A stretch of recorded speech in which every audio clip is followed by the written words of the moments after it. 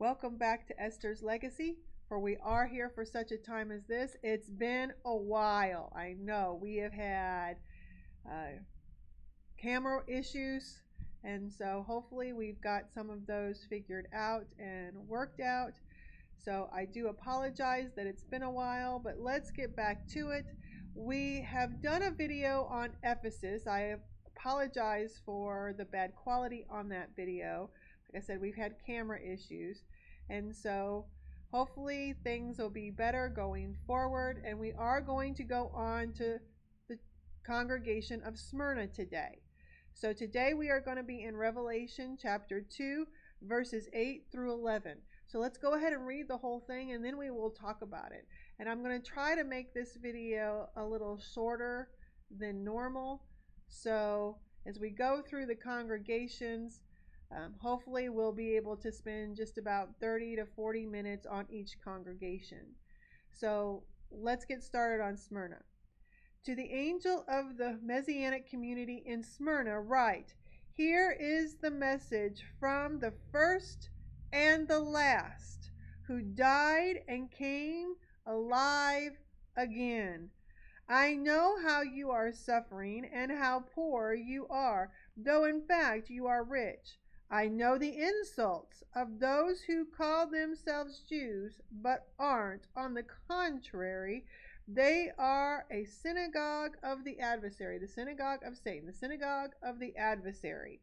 Don't be afraid of what you are about to suffer.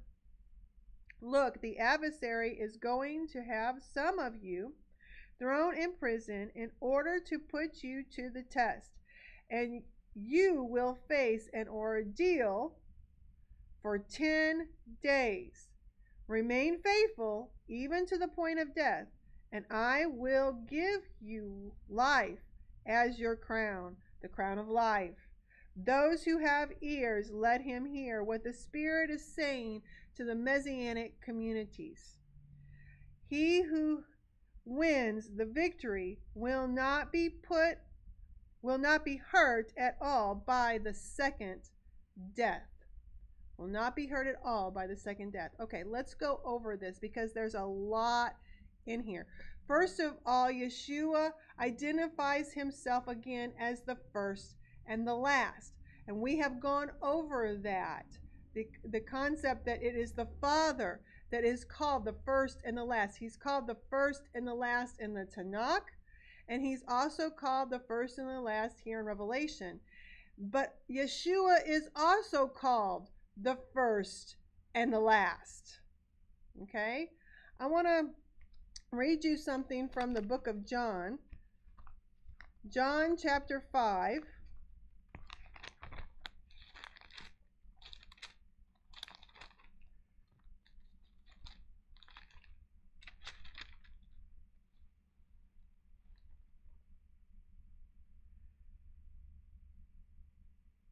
See here, I gotta find it in this actual Bible because I was looking at it in a different Bible. So bear with me here.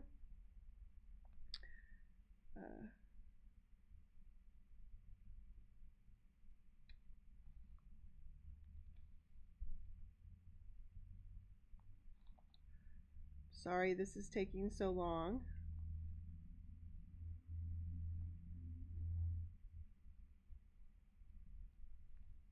I might have to slip away here and go get my other Bible because I know right where it is in that one. Don't you hate that when that happens?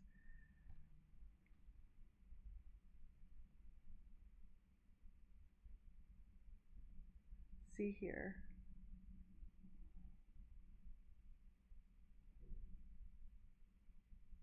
Let me go get that other Bible. I'll be right back.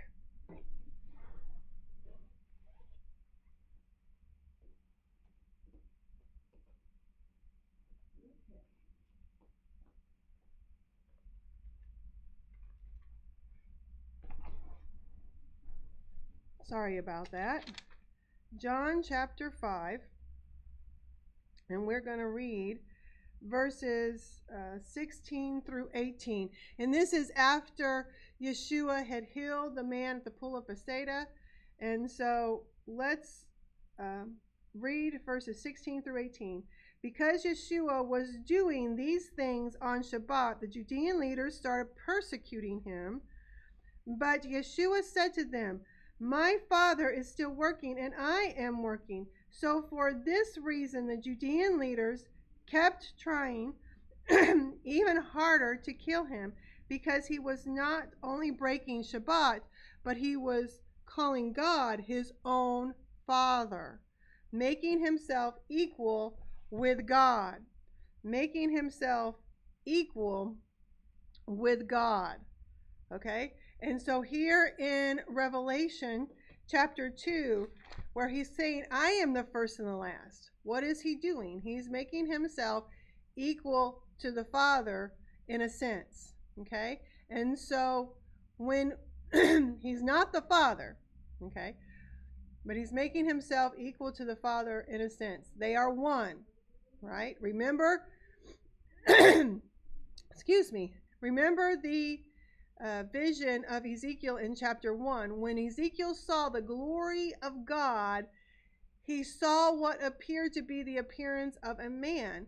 Well, God the Father is spirit. He is unseen. So, and no one can see him and live. So who is he seeing there on the throne? Okay.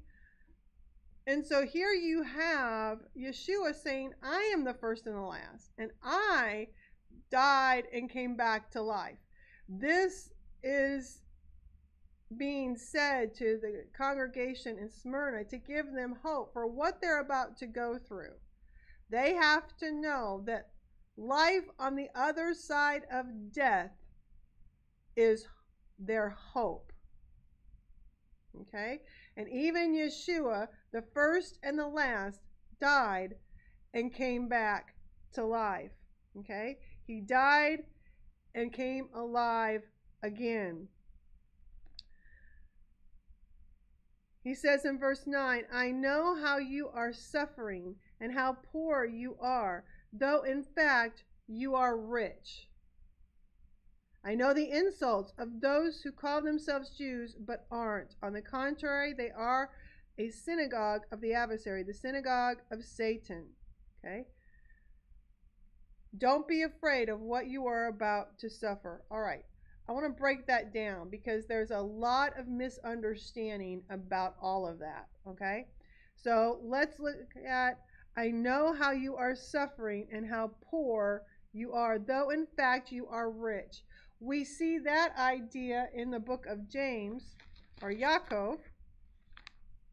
Let's turn there to chapter 2. And we're going to read verse 5. Be good if I'm in the right book. I was in 1 Peter. So verse 5 of chapter 2 in the book of James or Yaakov. "Listen, my dear brothers, hasn't God chosen the poor of the world to be rich in faith and to receive the kingdom which he promised to those who love him?" So even though they may be physically poor, they are indeed rich because they are inheriting the kingdom. They belong to God, and therefore they are very rich. Okay? Let's go also.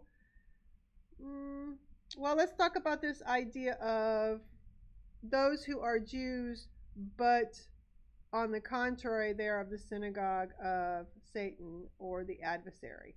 This is the assembly of the adversary. Those who are the assembly that is opposing them. Okay? And they call themselves Jews, but they are opposing Jews and Gentiles who believe in Yeshua. And it may be that they are primarily opposing the Gentiles who are actually coming to Messiah and coming into their synagogues and being there with them as believers in Yeshua. Okay? I want to talk about this idea of claim to be Jews but really aren't. Okay? It's not that they're not physically Jews. They are physically Jews. Okay? But there's something else going on here. Let's go to Romans chapter 2. Romans chapter 2.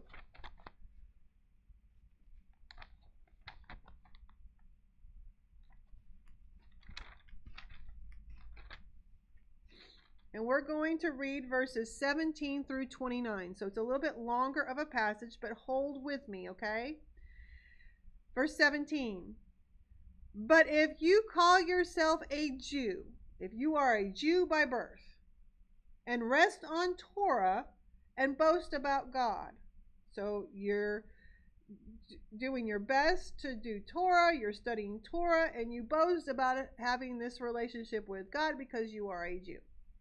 And know His will and give your approval to what is right, because you have been instructed from the Torah. Okay? You know His will and you give approval for His will because you know what is right. You've been instructed in the Torah. You're learned in the Torah.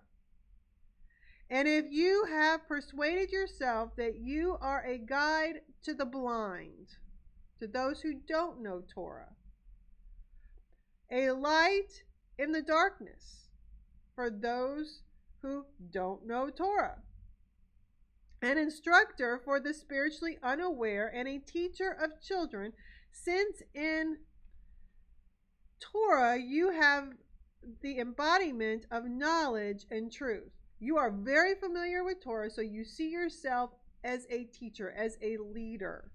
Okay? And you are a physical Jew. Then you who teach others, don't you teach yourself? Preaching, thou shalt not steal, do you steal? Saying, thou shalt not commit adultery, do you commit adultery? Detesting idols, do you commit idolatrous acts? Do you do things against God? Do you dishonor Him? Do you do things against the Torah? Do you look on a woman lustfully? Okay? You who take such pride in Torah, okay, these are people who are Jews by birth. They are not believers in Yeshua. Okay, that's important because we need to talk about that in just a minute. Okay, that's going to come into play here in just a minute. All their pride is in Torah. Do you, by disobeying the Torah, dishonor God? Because you're not obeying it perfectly. And so by not obeying it perfectly, and this is your means of salvation, according to you, do you dishonor God? As it says in the Tanakh, in what Christians call the Old Testament. So in the Tanakh, the Torah, the prophets, and the writings, the Torah, the prophets, and the Psalms, you should recognize that. That's how Yeshua referred to them, okay, to the Tanakh, okay? And Tanakh, T-N-K, is actually an acronym for the Torah, the Nevi'im, and the Ketuvim. The Torah, the prophets, and the writings. It is because of you that God's name is blasphemed by the Gentiles. You talk about how you're supposed to live, but they don't see you living that way. They see you doing stuff, maybe even perhaps to them, that you should not be doing.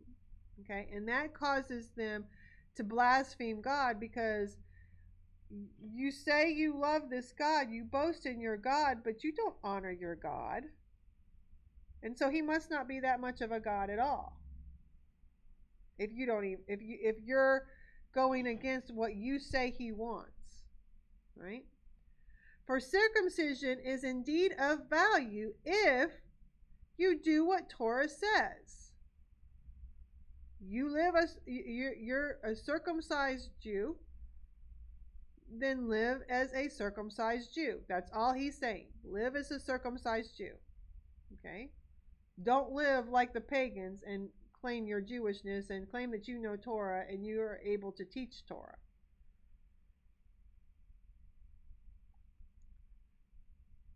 But if you are a transgressor of Torah, if you're breaking the law, if you're a transgressor of Torah, if you rebel against the Torah, your circumcision has become uncircumcision. Your circumcision in and of itself is not going to do you any good.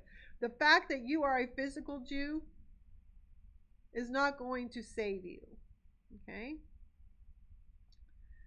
Therefore, if an uncircumcised man keeps the righteous requirements of the Torah, these Gentiles, uncircumcised men who have come in and they they believe in Yeshua and they are obeying the Torah, and yet they are still at this point uncircumcised physically. Okay? So they've converted the way Yeshua wanted them to convert, by believing in him and being baptized in the name of the Father and the Son and the Holy Spirit, and then learning to live out Torah, right? They have converted Yeshua's way, not necessarily the way that some of the Jews say they should, by learning Torah first under them. They profess to be teachers of the Torah, and then be circumcised and go through a mikvah, immersion, a baptism, and then you can be a real member of the community. You can become a Jew. You can be a real convert. Okay? What constitutes a real convert?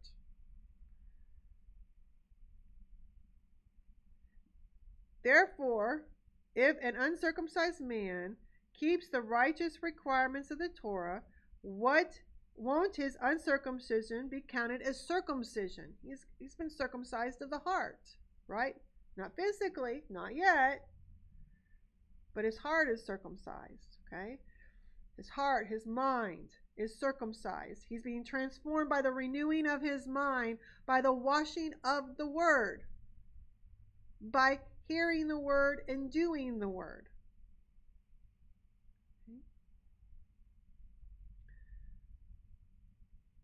Verse 27, indeed, the man who is physically uncircumcised but obeys the Torah will stand as a judgment on you who have had a Brit Milah, who have been circumcised on the 8th day, right? And have Torah written out but violate it. You've been circumcised, you have the Torah, you know the Torah, but you violate the Torah. The real Jew, who's the real Jew?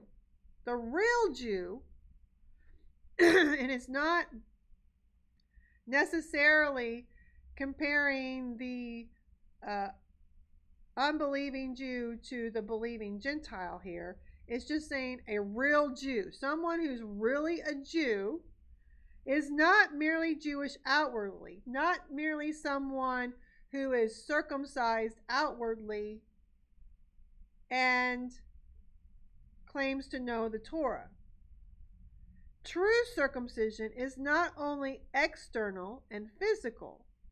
On the contrary, the real Jew is one inwardly. In other words, if you're going to claim all this stuff, okay, you're a Jew, you're a physical Jew. Basically what Paul is saying, if you're a physical Jew, act like it. Act like it. Because a real Jew is someone who's circumcised not just outwardly, but inwardly. The true circumcision is of the heart, spiritual, not literal, or not physical, just physical. so that his praise comes not from other people, but from God. In other words, if you're claiming to be a Jew because you're a physical Jew, then be a Jew inwardly too. Let him circumcise your heart. You need Yeshua as well. These Gentiles are coming in and they are believing and they are letting God circumcise their heart. They are believing in Yeshua and they are letting God circumcise their heart. They may not have gotten to the point yet where they have decided they want to go to Jerusalem and participate in Passover and therefore go through a physical circumcision so that they can actually partake of the Passover lamb. That's a requirement for those who want to participate in eating of the Passover lamb. Okay? But if they have not gotten to that point, remember, Abraham believed before he was circumcised. So what comes first for those who are coming into the community? And it's important for us to understand something. That early on,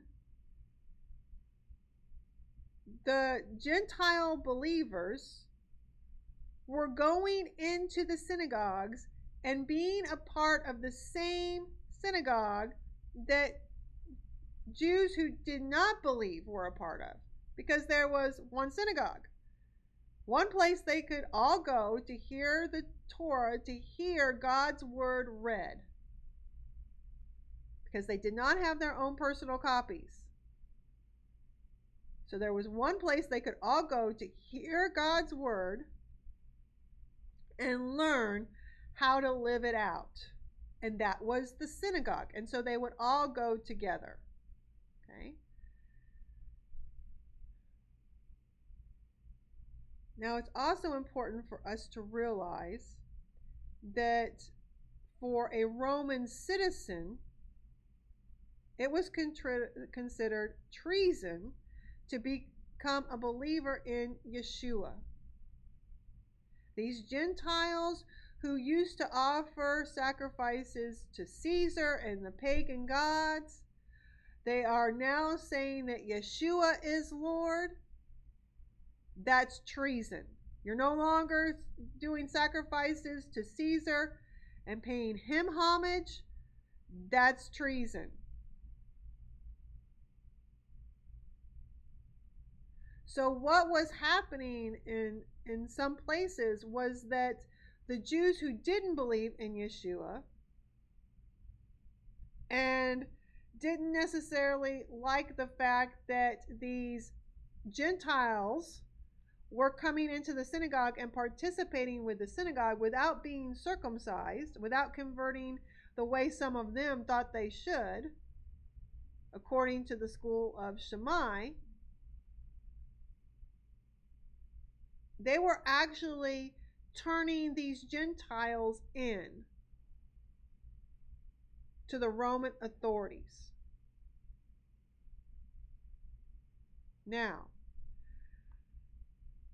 it's also important for us to remember, so in that case, they're Jews, but they're not acting like Jews. So they're Jews, but they're not. They're not acting like a Jew. Okay? They are breaking the Torah. By turning these believers in the God of Abraham, Isaac, and Jacob through Yeshua into the Roman authorities, they are not acting like a Jew because they are not obeying the law of the kingdom to love your neighbor as yourself, the second greatest commandment. They're not doing that. And so they're not behaving like a Jew is supposed to behave. They're not obeying the Torah. Okay? We have to also remember that there were also Gentiles in the early church, in the early Messianic community. Gentiles who wanted to distance themselves from the Jewish side of the family. Gentile believers who wanted to distance themselves from the Jewish side of the family, and even started kicking out Jewish believers out of their places of worship once they had been kicked out of the synagogues and had to find another place. Okay? They might have been able to afford their own Torah scroll and scrolls of the prophets and writings. They may not have.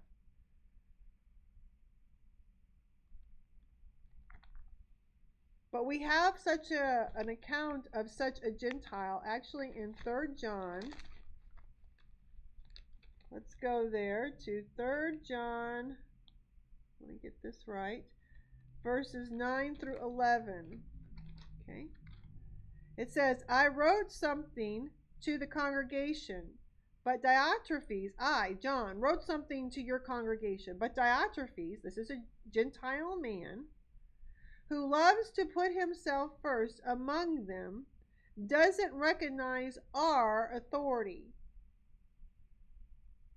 The Jewish believers who are leaders of Yeshua's community, and even of John, an actual disciple and called apostle of Yeshua. Doesn't recognize his authority. He's making his own authority. Okay? If I, John, come, I will bring up everything he is doing. I'm going to bring him to an account, including his spiteful and groundless gossip about us. He is gossiping. He is telling untruths. He is slandering John and the other Jewish believers.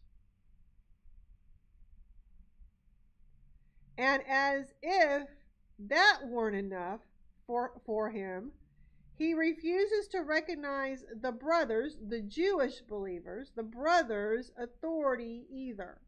He's not allowing the Jewish brothers in the community to lead the community, which is their rightful position. They are the elder brother. They are the firstborn. Physical Israel is. Okay? And so he's not recognizing that. Moreover, he stops those who want to do so and tries to drive them out of the congregation. He's actually driving out other believers out of the congregation who want to recognize the authority of the Jewish believers who are leaders in the community. Doesn't want to. He, as a Gentile, wants to run things. Remember what Yeshua said, the Gentiles like to lord it over. Well, even though he's claiming to be a believer, he's still lording it over. He's in charge. Him and his people are in charge. Dear friend, don't imitate the bad, but the good. Those who do what is good are from God, and those who do what is bad are not from God. Now, I want to read you the note I have in this Bible. It's the Complete Jewish Bible. That says, Diotrephes does not recognize John's authority. He also commits Lashon Hara, evil tongue, gossip. Gossiping against and slandering John, and whose accusations are both spiteful and lack basis. Furthermore, Diotrephes will not submit to the authority of the Messianic community, the Jewish leaders of the community, or even Gentile believers that are recognized as leaders within the community. He's not recognizing the authority that is over him in the community. He wants to be the authority. Okay? Kind of like Korah wanted to be in charge. He wanted the priesthood, he wasn't happy just being a Levite with certain rights and privileges. He wanted to be a priest. And so how did God react to that? Well, this is what Diotrephes is basically doing. and he's a Gentile. So he is acting as one who is part of the synagogue of Satan, part of the assembly of the adversary, who's claiming to be perhaps a true Jew because he believes, right? And even dismissing Jewish believers who have the rightful position of authority. Is this making sense? Okay. So the synagogue of Satan, the assembly of the adversary, can come either from the Jewish side or the Gentile side. Let's be clear. Okay? Here in Smyrna, it appears to be coming from the Jewish side. Okay? But it can come from either one. Remember, John is writing to a congregation here, and John is the one who is the leader of these communities that are in Revelation. So he might very well be writing to a leader by the name of Gaius in one of these communities that he is over, or one that is very similar to some of his congregations. So he's seen this stuff before. Okay? And it doesn't matter whether it comes from the Jewish side or the Gentile side, it is of the adversary. We understand that? All right, I want to go, with that in mind, I want to go to James chapter 3.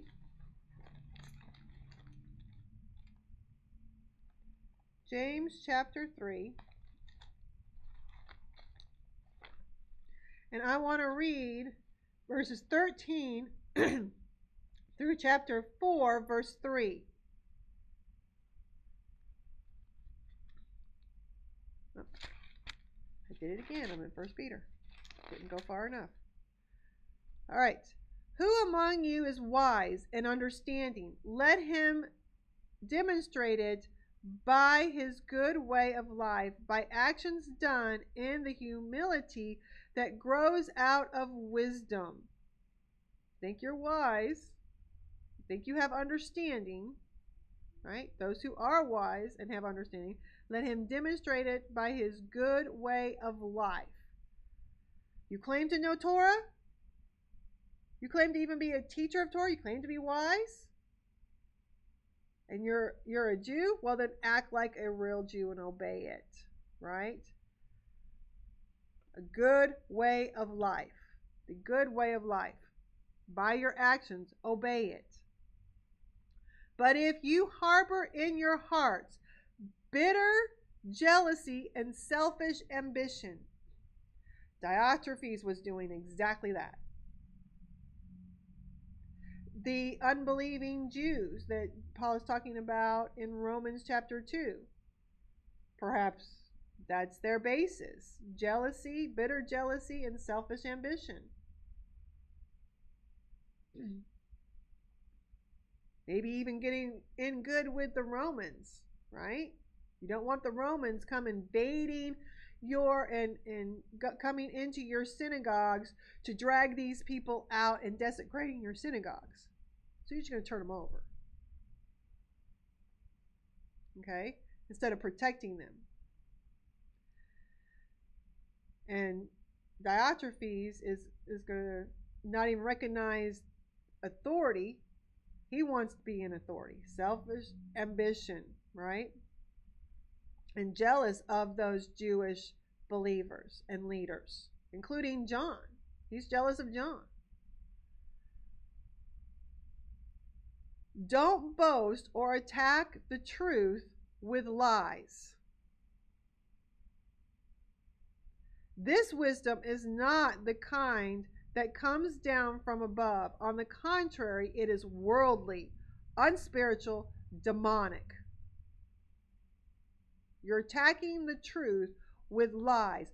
Remember what Diotrephes was doing? He was slandering. He was committing lashon hara, evil tongue, gossiping about the Jewish leading believers and even John and those who were with John.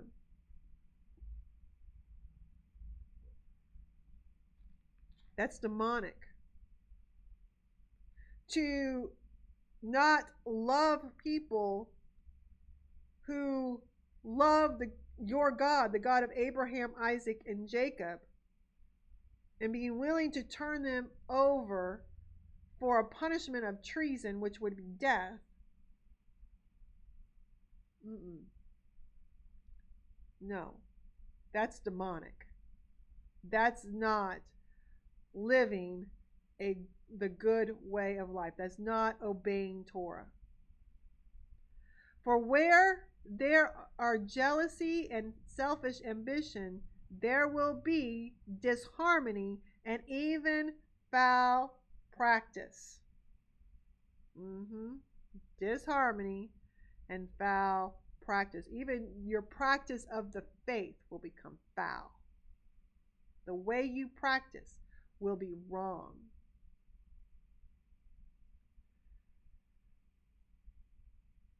Think about that.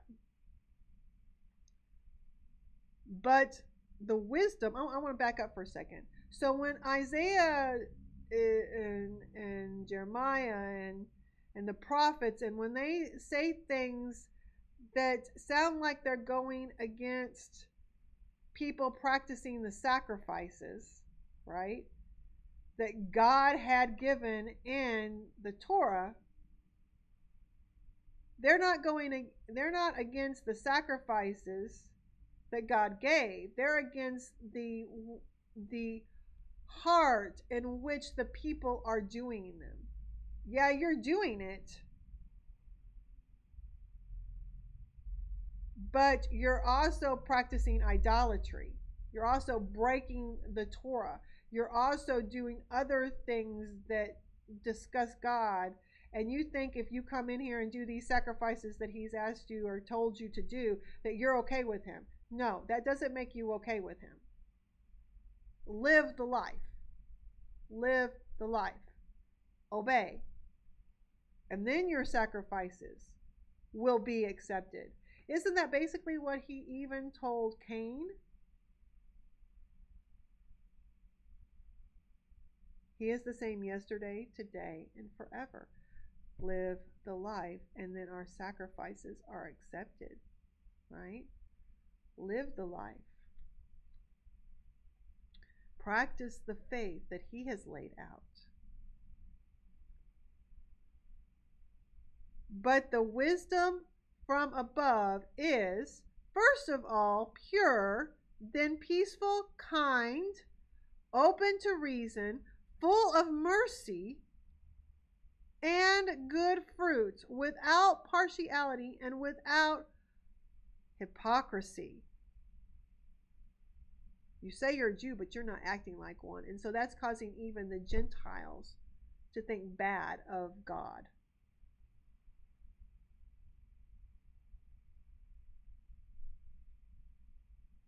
But full of mercy.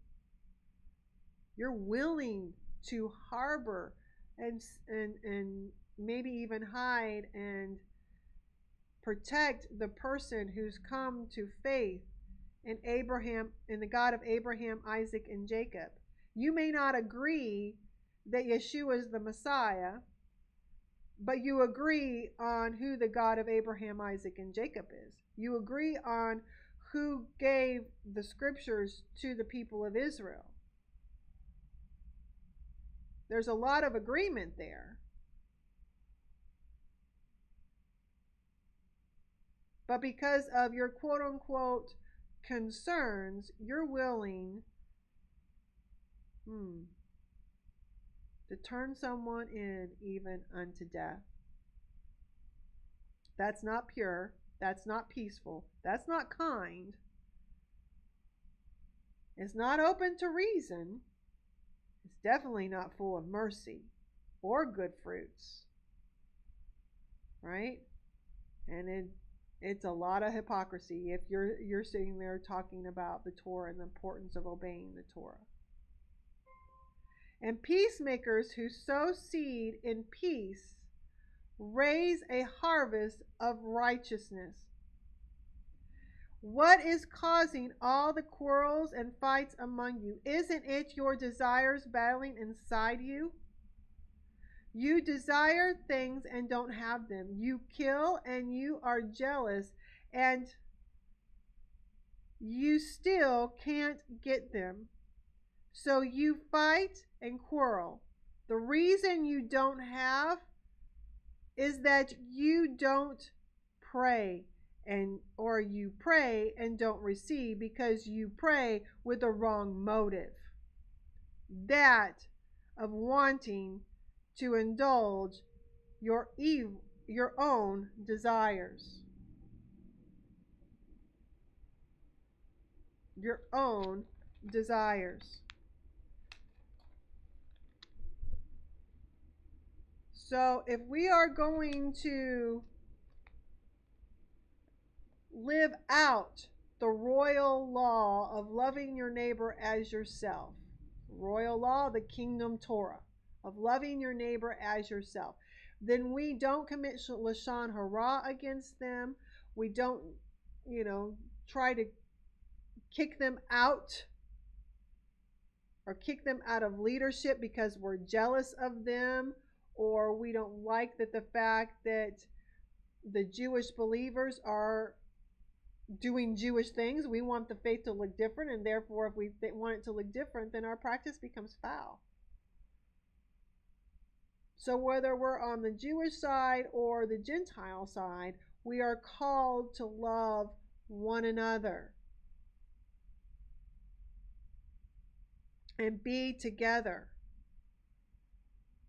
Because there will come a day when all of us will believe that Yeshua is the Messiah. So even for the Jews who don't yet believe that Yeshua is the Messiah, love them.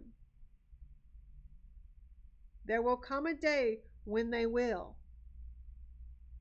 God will open their eyes. We know that. Scripture tells us that. And you don't know when that day is coming, and you don't know, therefore, since you don't know when that day is coming, that person who doesn't rightly know now, will he be one of those who understands and believes? So treat him that way. Love him. All right? But back in Revelation chapter 2, I know how you are suffering and how poor you are, though you are rich. I know the insults of those who call themselves Jews but aren't. On the contrary, they are of the synagogue of the adversary. Don't be afraid of what you are about to suffer. You're about to suffer. Either they're going to turn you in, or the Romans are going to find you out, right? Or if these are Jewish believers, then the Romans are going to come against you Jewish believers, right? Either way, no matter what, don't be afraid of what you are about to suffer. Look, the adversary is going to have some of you thrown in prison in order to put you to the test. Will you stand firm? Will you, as a Gentile believer, will you stand firm in Yeshua, or will you renounce him and start offering sacrifices to Caesar again to avoid the penalty of treason?